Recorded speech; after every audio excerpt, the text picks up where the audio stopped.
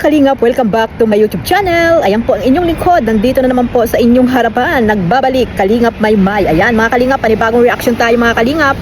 At dito nga mga kalingap no, ay parang ang sinisisi po nila dito ay si Beyonce.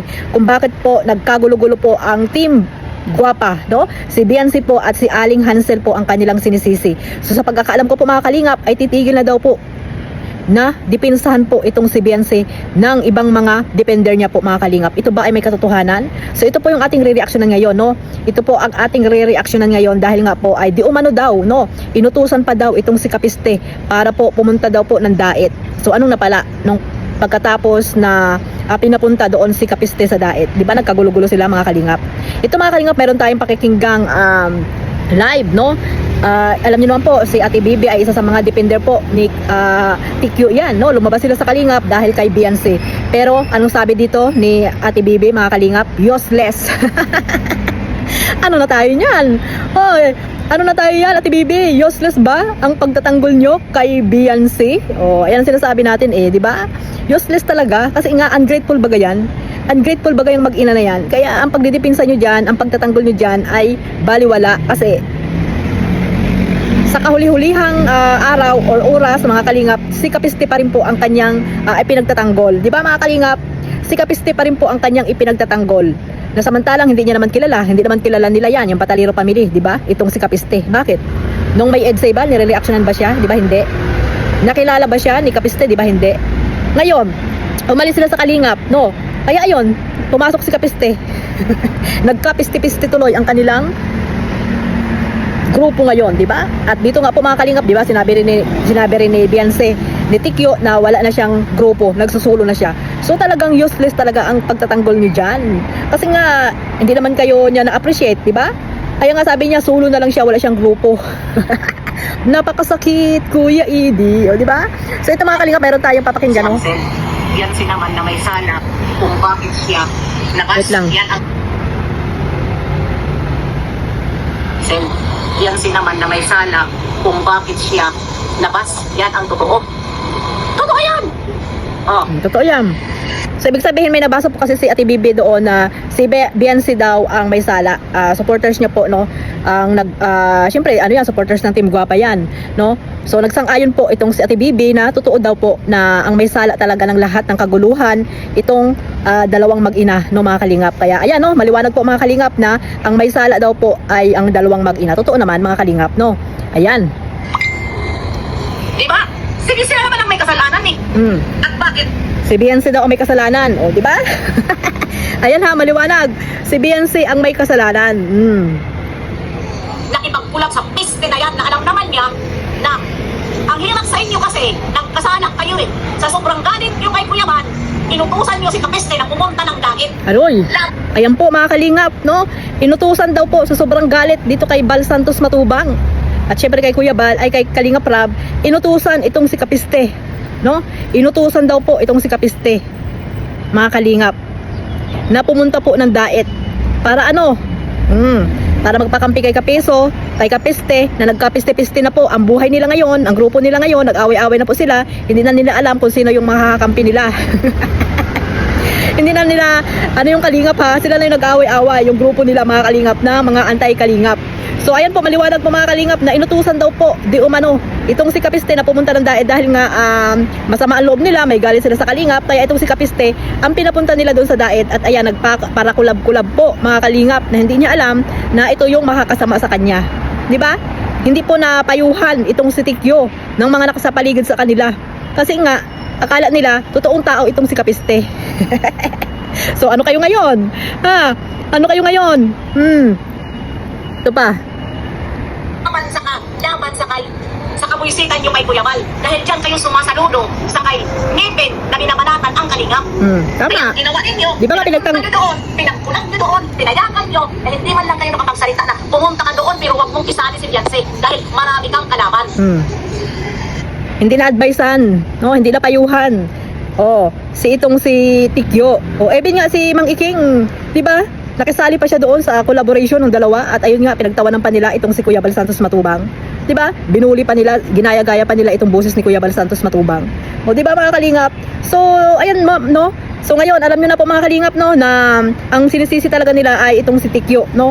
Si Tikyo at itong si Hansel, no? Kahit kasamahan nila itong mga ito na alam nyo na, pinagtatanggol ito, si Tikyo ay, ayan po, ngayon ang sinisisi nila ay itong si Tikyo at itong si Hansel na madaldal daw po, di umano, no? Madaldal daw po, di umano mga kalingap. Ito, tingnan natin kung may ano dito pa, susunod, na anong sasabihin dito na Bibe. Pero ginamit nyo rin para pang-asar sa kalingap, si Kapiste. Yan ang katotohanan. Pero ano ang ending? Yung mga desisyon nyo na mapuntahin doon si Kapiso, ano ang ending? Nakabuti ba? Nakatulong ba? Hindi. Ang mga palpak nyong desisyon? Tama. Oh. Tama yan, Ate Bibi. Hindi talaga nakatulong yan. Oh, hindi talaga nakatulong yan. Bakit kasi pinapasok nyo itong si Kapiste dyan? No, sa community nyo, sa Team Guapa. Ba't kasi pinapasok, lalo na po doon sa pamamahay ng Bataliro family, na alam nyo naman po na hindi talaga maganda ang maidudulot niyan sa inyo. Ipapahamak lamang kayo niyan. O, so ano ngayon nangyari? Akala nyo makakatulong sa inyo si Kapiste? Hindi. Isa pong traitor yan. No? Manggagamit yan at ginamit lang yan si Tikyo. Yan ang dapat yung isaksak sa inyo mga kukote. Sabagay, matagal na kayo sinasabihan, pati nga si Kalinga Prab, sinabihan na kayo, di ba? Pero hindi kayo nakinig. Kasi nga galit kayo, no? Galit kayo dito sa kila Kuya Bal. Oh, galit kayo. Pero anong napala nyo? Yung galit nyo ba may kahantungan, di ba? Wala. Kayo din yung napahamak. Di ba mga Kalingap? Di ba? Nagkagulo-gulo? Tama. Dahil papuntahin nyo doon laban sa kalingap. Tama. Kagulo. Ano ang naging resulta? Nagkagulo. Nagkagulo. Sila kaya ang nasa katayuan ni Dok. Sila kaya ang nasa katayuan ni Dok na baliwalain sa live ni Beyonce. Siyempre, tao lang si Dok, nasasaktan din. Totoo! Kasi nga, binaliwala ni Tikyo itong si Doc. Parang ang lagi niyang pinagtatanggol na itong si Kapiste. Hindi natin alam, niregaluhan lang ng washing machine. Ayun, na brainwash na po mga Kalingap, no? Itong si Doklat na founder niya, na nag-scout sa kanya, tumulong sa kanya, ay nabaliwala po. Siyempre masakit yan kay Doklat, no? Sa pagkakaalam natin mga Kalingap, sabi-sabi ay hindi na nakakausap, magkapit-bahay lang naman sila. Magkapit-bahay lang naman sila mga Kalingap. Paano yan? Ano ba yan? Sino pa ba ang magtatanggol na mismo na si Beyonce nagsabi na wala na siyang group? Ayan na po mga Kalingap. Nagsusulo siya. O yan. O di ba? Si Beyonce na. O ano kayo ngayon? Yung mga defender dyan. Ha? Ano? O di ba? Anong napala nyo kay Tikyo? Di ba wala? Kasi nga hindi naman kayo na-appreciate niyan. O sabi niya nga, di ba, sa kanyang live. O, nagsusulo na po ako ngayon. Nagsusulo lang naman ako. Parang ipinapakita niya talaga na si Kapiste lang talaga yung kanyang defender. Yung nakikitimwang pa dyan, dapat siya magsalita ng gano'n. Sino ang sinasabihan niya doon? Tama. Mga supporters? Sino ang nakikitimwa pa lang? Ang mga supporters na nagsusupport sa kanya? Nakikitimwa pa lang? Ganon? Tama. Binaliwala nga kayo ni Tikyo. Binaliwala kayo ni Tikyo, yung mga Team Guapa dyan. Away ko, pakak. O, di ba? Anong masasabi nyo? Yung mga iba dyan, ng mga Team Guapa, ng mga defender nitong ni Tikyo. O, di ba? Tanggol pa more. Di ba? Yan lang yan. Wala nangyari sa mga desisyon nyo, puro kapalpakan. Nagkanta gulo-gulo. Pati na yung mga bulbol na bumalot na, naging tirintas na ang mga bulbol sa mga desisyon yung palpak. Tawa ko lang, tawa ka ni Bibi. Pambira ka talaga. Ay, ang bulbol mo, Ate Bibi, hindi pa nagkabuhol-buhol. Hindi ba nagkabulbol yung bulbol mo, Ate Bibi? Ba? Ay, nako. Dahil ang akala nyo, makakabuti ang laban sa kalingap, ang ending, pinanakura ng todo ang Bataliro. Tama. Ang rasan ng isang community, na isang barko. Tama. O, sabi ni Ate Bibi, atalasan daw ba ng isang punong-punong yung barko, no? Punong-puno, di ba? Yung community ng ano yan, ng Kalingap, no? Atalasan ba naman ng Kalingap yan? Inapakalaki ang community ng Kalingap, kaya nga, di ba? Hanggang ngayon, Kalingap pa rin yung content nila, kahit anti-Kalingap na sila. Pambira ka. Sino ba naman yung mga Team Guapa na yan or mga nakasali dyan ng mga nanggagamit lang naman yan, no? Pumasok sa Team Guapa, yung mga reactor dyan na iba, pero ang ending po niyan mga Kalingap ay ginagamit lang yan si Tikyo, di ba? Hindi naman sila malalaki ang channel nila. Oh, yung iba nga dyan, baka pumasok lang dito sa mga issue dahil Kalingap nga, di ba? Pag Kalingap ay mabilis ang monetization ng kanilang mga YouTube channel. O, subscriber, di ba? O yan sila ano, sino pa yung maliliit ang channel dyan, di ba? Yung mga nagdidepensa dyan kay Tikyo, na akala mo mga abogado. Ay, nako. Tuloy. Iilan lang tayo. Ilan lang kayo, tama. Oh, yan dapat isip-isip kung may time. Isip-isip kung may time. Huli na, Ate Bibi. Ha? Huli na. Sa mga GC lang ka, may nagsumbong sa kapiste tungkol sa'yo. Ay, baka na sila magsumbong sila, mga piste kayo. Magkandamatay kayong lahat dyan, mga kapiste kayo. Magkandamatay kayo lahat. Pakialam, hayaan mo sila magsumbong Pambiyo lahat. ka talaga, Ate Bibi. Basta ako dito ako. Dito ka lang, tama yan. Nagtatai ka layo. Nagtatai ako'y para katakutan ko. What the fuck? Yan, nagbura na. Pero binasa niya. Tinignan niya yung Puro ano. kasi kapiste. Si Yancy, kaya ako nag-ansap sa kanya. Ayun, may nag-unsub na po, mga kalingap. Oh. Dahil kapiste daw lang kapiste. Alam mo, si kapiste talaga ang nakakasira dyan kay Tikyo, no? Yung iba dyan ay nag-unsub na daw po. Ayan, katulad niyan, yung may nagsabi dyan na nag-unsub na, di ba? Oh, kawawa talaga dito itong si Tikyo. Kaya itong nanay niya, ewan ko kung anong mayroong pag-iisip. Di ba, mga kalingap? Check sa GC. Sino yung nagsumbong para mamura?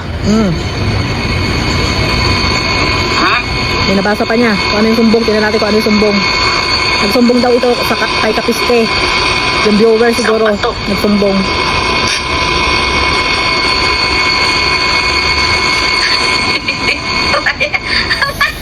Di ko man makita lang ka. Ayan. Ang dami man nitong ano. Tagal? Ayan. Nag-live naman yung vlog, galit na galit sa'yo. Tinitira niya si Yancy at Nanay Hansel. Itigom na lang daw yung bibig, ibuka na lang daw ang puki, bastos ang bunganga. Tawang-tawa siya sa comment eh. Huwag chismosa! Oh, yan. Itigom ang bibig, Oh. i-open ang puki. Oh, yan. Oh. Ang bihira ka talaga. Ano? Yan, Aling Hansel. Sabi daw na Bibi, itiko mo daw yung bibig mo kasi nga, di ba, madaldal ka. Yung poki mo. Pambihira talaga tong Ate Bibi talaga. Luka-luka talaga to. Kayo ang talukan. Natatakot ako, totoo naman yan na sinabi ko. Oh, totoo naman daw lang sinabi niya. Ang tao, wala pag sinasabi ko, hindi ko yan. Ha? Inaano? So ayan nga mga kalingap, no, ito na lang po at medyo mahaba na po itong ating reaction dito, no. At ayan, malinaw na po, no, na talagang galit na rin po sila Ate Bibi. Ay, meron pa pala yan yung ano, yung sabi nila na titigil na po siya. Titigil na, wait lang ha. Mahaba na po itong ating ano, hiyam na. Dahil nasabi ko. Oh, Team Guapa, bigyan lang shoutout. Tama po kayo. Oh, baliktad ang mga abak, baliktad ang pamilya. Tanggol ka ng tanggol. Nandoon. Comment doon, comment dito. Ayan. I-activate daw. O, sino pa man dyan ang masasayahan? Na puro kasinungalingan ang sinasabi. Yan, sinungaling daw po. Yung si Aling Hansel. Sinungaling. Ah. Hindi, langga. Sina? Nilay, anak ng anak, walang trabaho. Oh, di ba? Napapansin mo yung mga anak ng anak, walang trabaho. Di ako din, anuhin ko na itigom ang bibig, i-open ang pugi, kasi yan lagi ang paratang nila sa batalero. Ah, yung pala ibig sabihin ni Ate Bibi. Yung pala ibig sabihin ni Ate Bibi, kaya nasabi niya yun. Yung pala yun. Dapat ayusin, dapat takbuson. Huwag niyong ipaiwan kung talagang mahal niyo ang batalero. Ha? Pero ako, suko na ako. Ha? Suko na ako. Bakit ko nasabi na suko na ako? Ayaw ko na muna sa earth. Dahil useless ang ipinaglalaban natin. Ulit-ulitin ko ha? Sinuklat hindi natin kalaban. Ang Tama. nire-reaksyonan natin dito yung mga below the belt mag-reaksyon kay Yancy. At bakit nahantog ang tinututukan nyo sinuklat? Sino ba ang may galit kay Duklat? Yan. Ayan na po, nagkagulo-gulo na sila mga kalingap, no? Galit talaga din itong iba dito sa Batalero Family. So, ayan lang po mga kalingap. Marami pong salamat sa walang sawang pagsuporta sa aking maliit na YouTube channel. Bahala na po kayo dyan, no? Humusga sa mga sinasabi po ni Ate Bibi at talagang talagang nagkagulo na po sila mga kalingap. So, ayun lang po. Maraming salamat po sa walang sawang pagsuporta. God bless us all. Mabuhay pa Team Kalingap. Bye-bye.